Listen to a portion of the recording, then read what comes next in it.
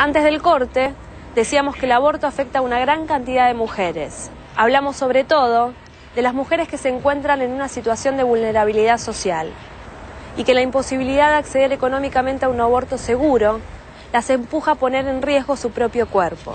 Abortar en condiciones inseguras, lo que muchas veces causa serios problemas de salud y en casos extremos, la muerte.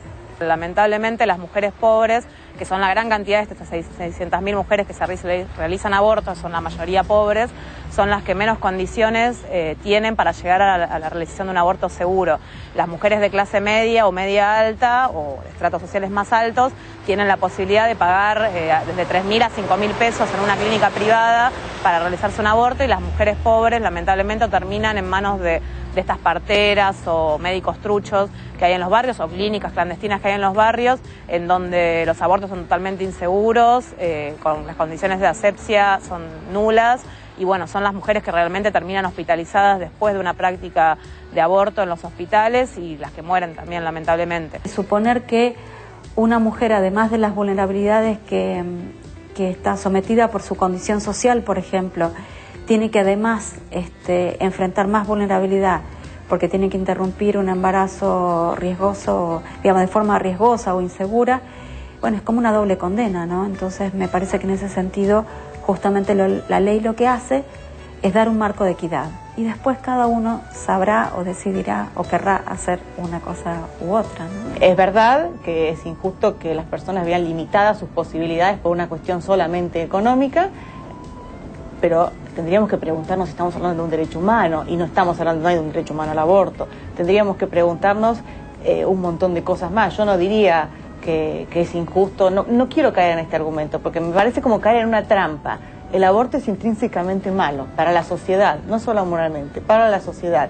El síndrome posaborto existe, implica la muerte de una persona, perjudica a toda la sociedad, hace que el padre a veces en muchos casos pierda conciencia de su responsabilidad moral. Nos habla de familias que no funcionan muchas veces. El aborto es un problema social bien serio, y creo que tenemos que encararlo así, como un problema social serio.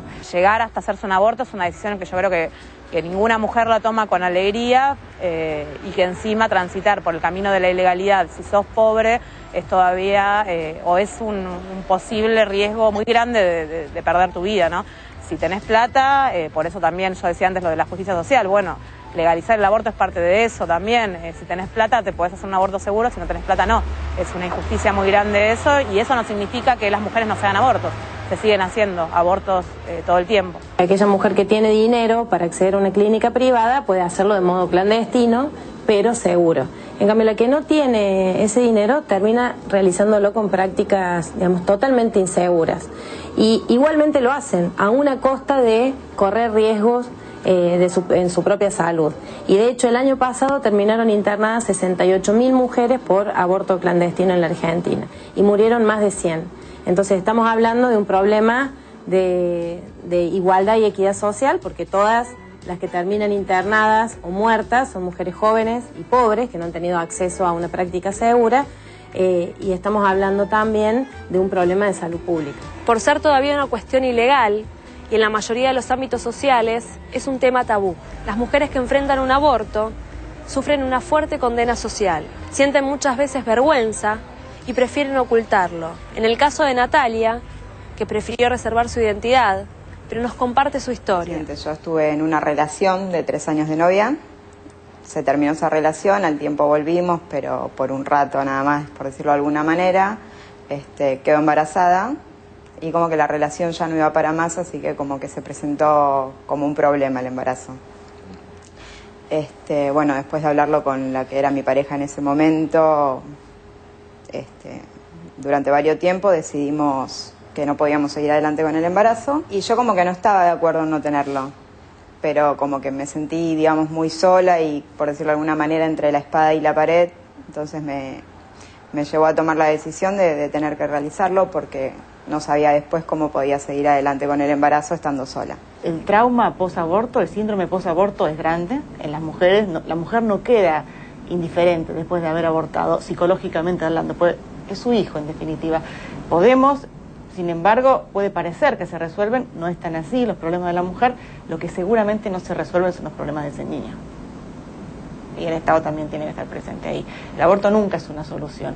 Otras son las causales, otros son los motivos que tienen que ser encarados por las políticas públicas, pero de ninguna manera vulnerando la vida del más débil. Previo a esto yo había tomado pastillas conocidas como Oxapros, que se toman y en teoría te generan contracciones y perdés el embarazo sin algún riesgo.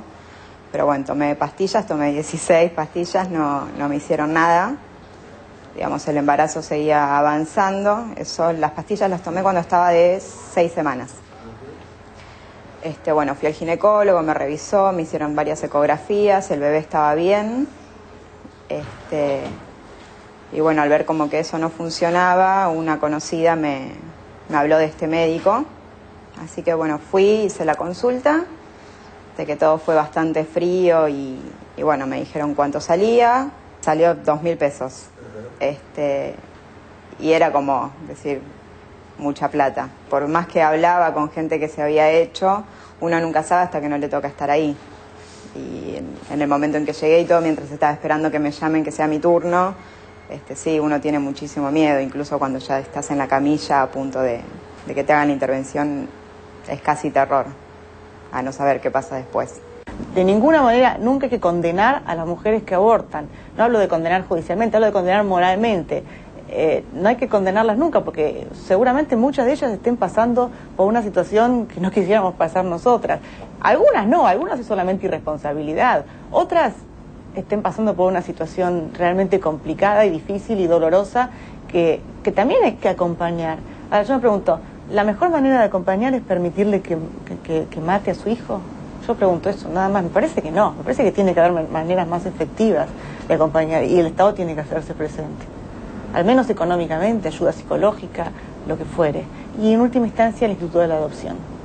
Y no está bien visto, es como un tema muy tapado socialmente y no aceptado. Entonces creo que pasa más por miedo que por vergüenza a que te castiguen por haber hecho una cosa así. Salvo con quienes estuvieron en ese momento o con personas con quien tengo la confianza de habérselos contado, que actualmente siguen estando a mi alrededor, sí, se suele hablar, pero no es un tema que se toque muy seguido. O sea, si pasa algo puntual que me recuerde al tema, sí, se habla, pero si no es como que queda tapado, no se comenta mucho. Uno de los argumentos que exponen quienes se niegan a despenalizar el aborto es que la legalización implicaría fomentar la práctica. ¿Será esto cierto? Es interesante conocer las experiencias de otros países para avanzar en el tema. En un gran número de países se establece un permiso para interrumpir el embarazo hasta la semana número 12 de la gestación. En otro grupo de países este periodo se extiende un poco más, en algunos casos hasta la semana 14, y hay muy pocos países que tienen un permiso absoluto durante todo el embarazo para que se interrumpa la gestación. En Argentina, lo que se está discutiendo hoy en el Congreso, el proyecto que tiene la mayor cantidad de adhesiones de legisladores, establece un periodo de 12 semanas. Y nosotros consideramos que es un límite, es un término apropiado. Si hay algo por lo que bregamos todas las personas que estamos por la legalización, es que no existan los embarazos no deseados. O sea, no queremos que haya embarazos no deseados en la Argentina. Mucho más las que somos mujeres y sabemos lo que implica y lo que es de bello llevar adelante un embarazo deseado y lo complejo que es estar ante un embarazo no deseado. Para cualquier mujer, de cualquier clase social, de cualquier edad, de cualquier condición, lo que aspiramos es a que no lleguen a esa situación. Nosotros decimos, ojalá hubiera 0 abortos en la Argentina. Por eso me parece que es muy buena la consigna de la campaña por un aborto legal, seguro y gratuito, que dice, nos hace falta educación sexual para decidir sobre nuestro propio cuerpo, nos hace falta anticonceptivos para no abortar y nos hace falta el aborto legal para no morir, porque lo que necesitamos es justamente frenar esta causa de inseguridad que vivimos las mujeres en la Argentina. En los países donde se ha legalizado, caso España, ahora recientemente Uruguay ha avanzado en la legislación, y otros países del mundo se disminuyeron a 0 el caso de muertes por abortos clandestinos. Por ejemplo, está el caso de Uruguay, en donde también que ya viene desde hace varios años, en los hospitales públicos se da información pre y post aborto a las mujeres que decidan hacerlo, y eso ha servido para, bueno, no solamente disminuir las muertes, sino también para difundir las técnicas más seguras de hacer aborto, que bueno, en este caso es el tema de la pastilla del misoprostol, que es lo más seguro antes de las 12 semanas de gestación. Bueno, y eso ha permitido mayor educación, mayor poder de decisión de las mujeres, y bueno, y principalmente disminuir que no se mueran más mujeres por abortos clandestinos, ¿no? En todos los países en que se ha legalizado ha aumentado, sí. Yo digo que sí, que se aumentó. En definitiva, ha aumentado estadísticamente en todos los países. Tiene un pico, después se estabiliza, pero tiene un pico muy grande de aumento, y son muertes, no podemos evitarlo, no podemos dejar de decirlo. El caso de Sudáfrica, donde en el 97, un país con desigualdad, inequidad social muy grande, cuando se legaliza la interrupción voluntaria del embarazo en el año 97, se reduce a 0 la mortalidad por esta causa. A veces es difícil medir si aumenta o disminuye la cantidad de mujeres que llevan adelante una interrupción voluntaria del embarazo, porque no hay estadísticas de una práctica clandestina. Entonces es difícil por ahí medir si hay más o hay menos. En general, lo que sí queda como muy claro es que en aquellos países donde se avanza con programas de salud y educación sexual muy buenos, se reduce muchísimo la cantidad de abortos, muchísimo, que es lo que nosotros promovemos, que efectivamente todas las mujeres y todos los hombres puedan tener acceso a la educación y a la salud sexual para poder prevenir estos embarazos. Y lo que hace la legalización es frenar la muerte inútil de mujeres. Enseguida volvemos con más Nación Sonámbula.